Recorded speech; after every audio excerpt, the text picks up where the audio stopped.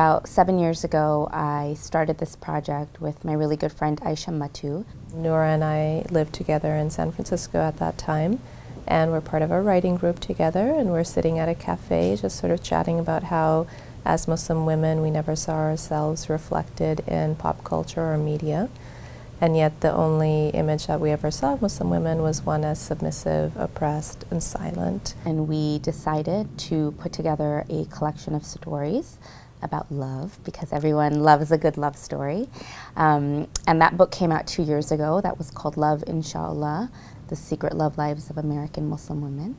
And after that book came out, we started hearing from men who asked where their stories were. And we really dismissed it initially, feeling that, you know, men don't talk about their feelings. That would be the shortest book in the world. But when we asked men to share their search for love, also the stories began coming in by the dozens. That resulted in the book Salaam, Love, American Muslim Men on Love, Sex, and Intimacy. So the number one thing that we looked for really was an engaging, compelling story.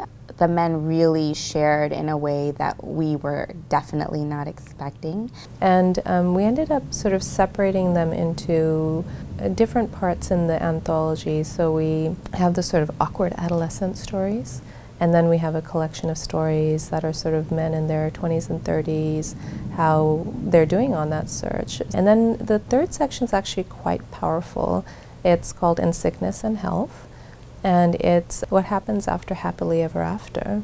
And we really were interested in finding out how do you make love last over a lifetime, and what are the challenges that can really come from that. Inside the Muslim community, there's a lot of pressure and a lot of ideas about what a good Muslim looks like and how he or she practices his or her faith.